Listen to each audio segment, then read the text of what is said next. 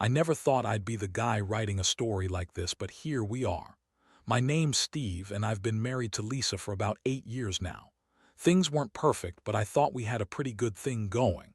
We had a nice house, decent jobs, a kid on the way, life was normal, predictable. But then, out of nowhere, everything started to change.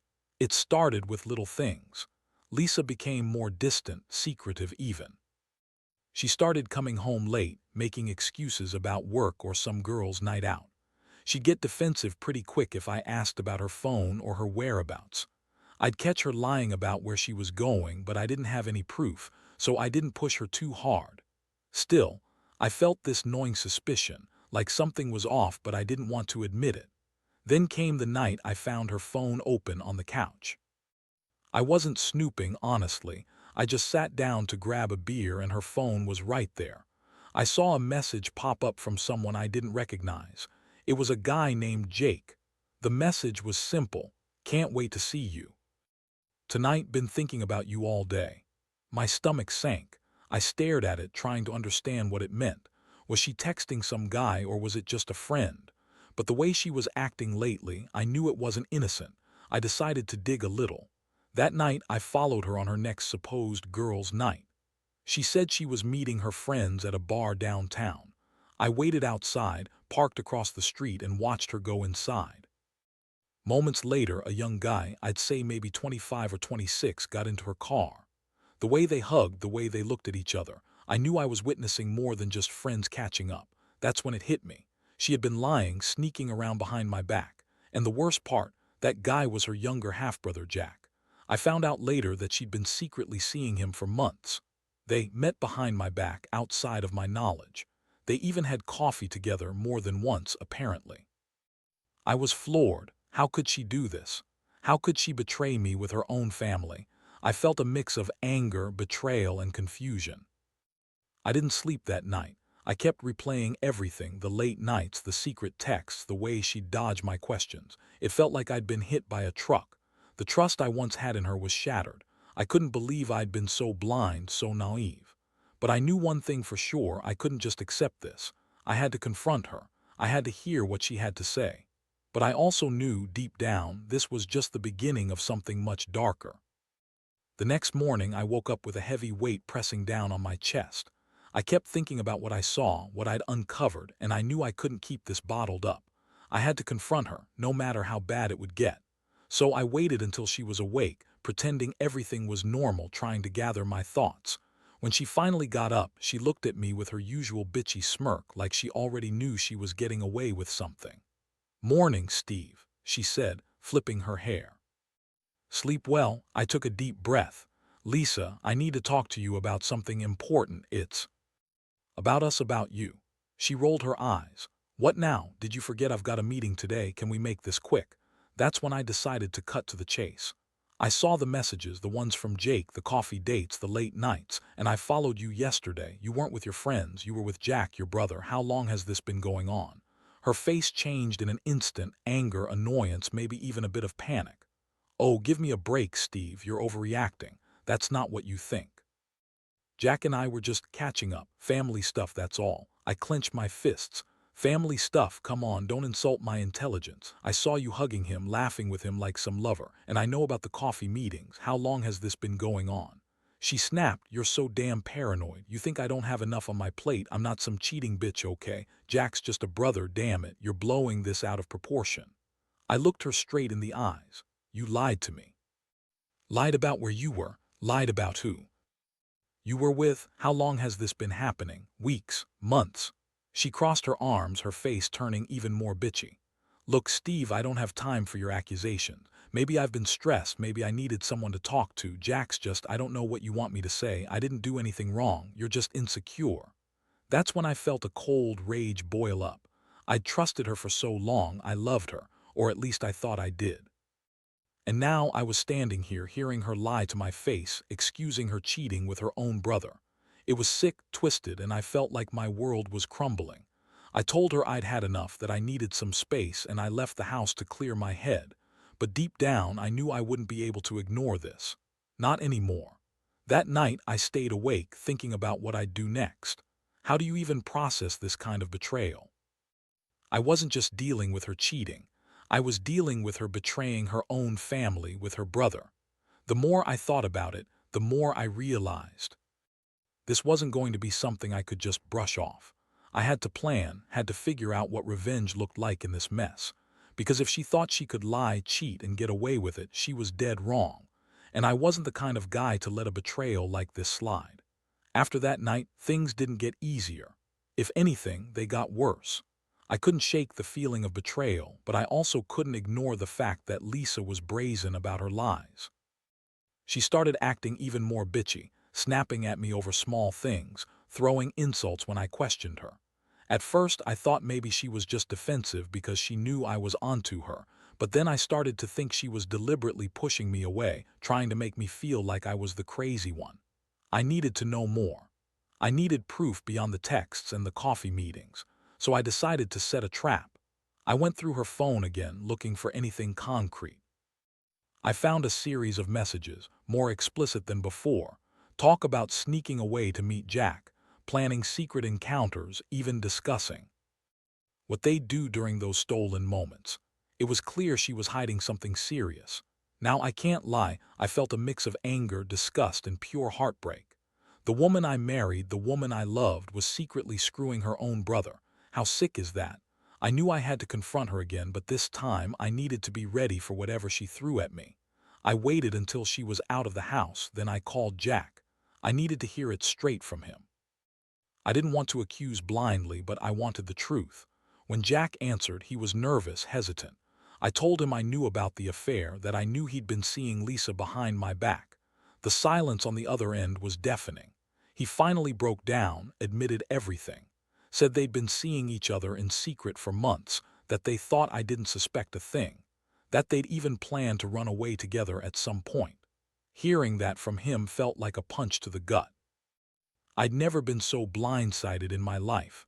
I'd always suspected Lisa was hiding something, but her brother, that was next level. I hung up the phone feeling numb, overwhelmed with a cocktail of rage, betrayal, and sadness. How did I miss all this? How did I not see this coming? I'd always been a good husband, a loyal guy. And now I felt like my entire world had been turned upside down. I was furious at Jack, furious at Lisa, but most of all, I was furious at myself for not seeing what was happening right under my nose. That night, I couldn't sleep. I kept replaying everything, her lies, the secret meetings, the way she'd look at him. I wondered if she ever loved me or if I was just a placeholder for someone else. The pain was deep, and I knew I couldn't stay silent. I had to confront her again, but this time I was planning to lay everything out on the table.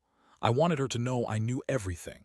I wanted her to see the damage she'd done, and I wanted her to understand there were consequences for what she had done. This wasn't just a mistake. This was betrayal of the worst kind, and I was done tolerating it. The next day, I decided I needed to confront Lisa face to face, but I wanted to do it right. I'd gather all my evidence, lay everything out, and see how she'd react when she realized I knew the truth, every sordid detail, every lie she'd spun. It was time for her to face the music. I came home early from work, knowing she'd be there. She was in the kitchen, chopping vegetables, acting like everything was normal. I could tell she was trying to act nonchalant, like she didn't know what I was about to drop on her. I took a deep breath, steadying myself, and then I started. "Lisa," I said, my voice cold but controlled. "Let's stop pretending. I know everything about the coffee dates, about your secret meetings with Jack, about how long this has been going on. Don't bother lying anymore. I have proof." She froze for a second, then her bitchy smirk returned. "Oh, give me a break, Steve. You're such a drama queen. What are you talking about? You're just jealous or paranoid." I shook my head, holding up my phone where I had all the messages, all the proof. "No, I'm not paranoid. I'm furious.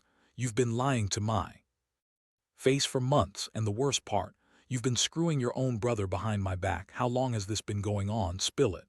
She started to get defensive, her voice rising. "You're crazy. You're making this up. Jack's just a brother. We're just talking. It's nothing, I swear. You're blowing this out of proportion." I cut her off. "Nothing. I caught you with him yesterday. Hugging, laughing, planning secret meetings. When I called Jack, he admitted everything. So don't sit here and tell me it's nothing." "It's sick, Lisa. It's disgusting." Her eyes narrowed and she looked like she was about to scream. "You don't get to judge me. You're not perfect, Steve. You're always working, never home, never paying attention. Maybe if you'd been around more, I wouldn't have felt so alone. Maybe I needed someone who actually gave a damn." That one cut deep, but I pushed through. "Don't try to turn this around. I'm not the one screwing my own family. You're the one who did this. And if you think I'm just going to forgive and forget, you've got another thing coming." She took a step closer, her voice dripping with venom. "You think you're some kind of victim? Please. You're just mad because I finally found someone who actually gives me what I want. Maybe I don't want to be with someone who's so damn clueless all the time." I felt my fists clench. Anger boiled over, but I kept my voice steady. "I'm done. Done with your lies, your bullshit, your betrayal. You're not the woman I married, and I don't know if I can even look at you the same way anymore." That confrontation left me drained, but also with a clarity I hadn't had before. I knew I couldn't stay in this marriage anymore, not with her lying, cheating, and disrespecting me like this. I decided I'd give her one last chance to come clean, to tell me the truth about everything. But I also knew that, from this point on, things would never be the same. I was prepared for whatever came next, even if it hurt like hell, because I deserved better than this. I deserved honesty, loyalty, and respect. And if she couldn't give me that, I'd take my life back, no matter how much it hurt. That evening I sat in the living room, my mind racing, trying to decide what to do next. The house felt colder than usual and her absence was deafening. Lisa hadn't come home yet, and honestly I wasn't sure if I wanted her to walk through that door again. The betrayal cut so deep I could barely breathe, but I knew I had to figure out my next step. After about an hour, she finally arrived, acting like everything was normal, like we hadn't just had a brutal showdown. She sauntered in, giving me that bitchy smirk again. "Well, what now, Steve?" she said, voice coated with sarcasm. I looked at her with cold resolve. "We need to talk, seriously. No more lies. I know everything about the coffee, about Jack, about the secret meetings. I know how long this has been going on, and I want to hear it from you. Just be honest, because I'm done pretending I don't know the truth." Her eyes flickered with defiance, but I caught the flicker of guilt underneath. "Fine," she snapped, crossing her arms. "You want the truth. I was lonely, I was frustrated. Jack is, I don't know, he just makes me feel alive somehow. And yeah, I fucked him. I did okay, and I don't regret it." Her words hit me like a punch to the gut. I felt my stomach turn, anger and heartbreak swirling together. I knew she was lying. She'd been lying the entire time, but hearing her say it aloud, so callous and unapologetic, was almost worse than the knowing. Almost. I stood up, trying to keep my voice steady. "Is that all? That you cheated with your brother and you don't regret it, that's it? No remorse, no apology?" She scoffed. "Why would I apologize? It's not like I cheated with some stranger. It's my brother, for God's sake. You think I care what you think anymore? Honestly, I'm done pretending to care what you feel." I clenched my fists so tight I thought I'd break my knuckles. "You're disgusting. You've broken everything I believed in. I don't even know who you are anymore. I'm done trying to make this work. I want you to leave." She rolled her eyes. "Fine. If that's what you want, I'll go. But don't come crawling back when you realize you're nothing without me." And just like that, she stormed out, slamming the door behind her. I stood there, stunned, feeling emptier than I ever had before. I'd lost my wife, my trust, and maybe even my sense of what was right or wrong. But deep down, I knew I couldn't keep living in this nightmare. I had to cut ties and figure out how to move forward. The next few days were a blur of shock, anger, and sorrow. I kept replaying everything: the lies, the betrayal, the sickening truth that she'd been sleeping with her own brother behind my back. I'd never felt so humiliated, so betrayed. But there was also a flicker of clarity. I couldn't stay. I needed to get her out of my life for good. And I knew I had to come up with a plan, something to make her feel the pain she'd caused me, to make her regret ever crossing that line. I realized that revenge wasn't about petty schemes or petty get-backs. No, I wanted her to know she'd lost something real, that her betrayal had consequences. That's when I started thinking about how to do that. I needed her to see the damage she'd done, and maybe, just maybe, that would teach her a lesson she'd never forget. The days that followed felt like walking through a fog. I kept telling myself I'd find a way to move on, but every time I thought about Lisa, her betrayal, and how everything had fallen apart, I felt this burning need for justice. Not just to hurt her back, but to make her understand what she lost, what she threw away when she decided her brother was more important than her marriage. I started by gathering everything: the photos, the messages, the proof of their affair. I wanted her to see it all laid out, clear as day. I knew she still thought she could lie her way out of it, but I wasn't going to let her. I also reached out to Jack, the sick son of a bitch.